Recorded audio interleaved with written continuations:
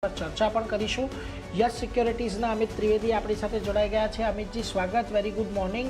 અને જો ગયા અઠવાડિયે પણ આપણે ચર્ચા કરી હતી, ત્યાંથી પણ આ અઠવાડિયે જે લોઅર લો બનવાની પ્રથા છે એની અંદર કોઈ પરિવર્તન નથી આવ્યું। આજે ઘટાડો નિફ્ટીની અંદર આપણને ફરી પાછો દેખાઈ તો રહ્યો છે, પરંતુ રાહતની વાત એટલી કે 24,200ના લેવલ નથી તોડ્યા। તમારો શું મત બનશે હવે અહીંથી ઓવરઓલ નિફ્ટીને માટે? કયા પ્રકારે અહીંથી હવે આગળ વધવું જોઈએ આપણે?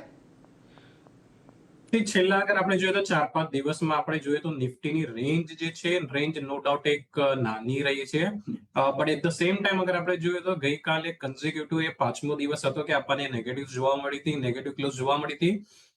અને ઇનફેક્ટ અગર આપણે સ્ટ્રક્ચર વાઇઝ જોઈએ તો આ લગાતાર આજે 11મો દિવસ છે કે જે આપણને લોઅર હાઈઝની જે સિરીઝ છે એ આપણને જોવા મળી રહી છે, જે બેસિકલી ઇન્ડિકેટ કરી રહી છે કે નો ડાઉટ ઇન્ડિયા વિક્સ એક લોઅર લેવલ્સ પર છે, બહારની નીચે છે।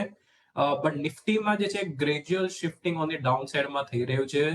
અને હવે અહીંયાથી મને એવું લાગી રહ્યું છે કે 24,400ના જે લેવલ છે એક રિવાઇઝ હર્ડલ્સ બની ગયા છે, અને જે રેન્જ જે છે થોડી એક્સપાન્ડ થઈ છે, અને હવે અહીંયાથી એવું લાગી રહ્યું છે કે 24,000 થી 24,400 જે છે એ આ રેન્જની વચ્ચે કન્સોલિડેશન આપણને ઇન્ડેક્સમાં જોવા મળી શકે છે।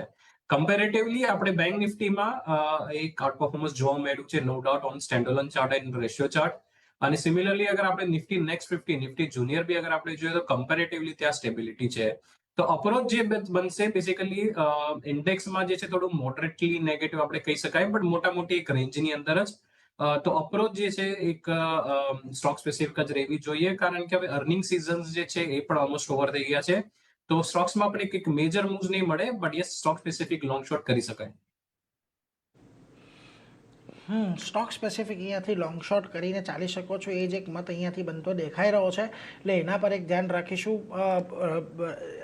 જે કન્સોલિડેશન છે એ આપણને રેન્જમાં જોવા ઇન્ડેક્સની અંદર જોવા મળી શકે છે, એટલે એને એક ફોકસ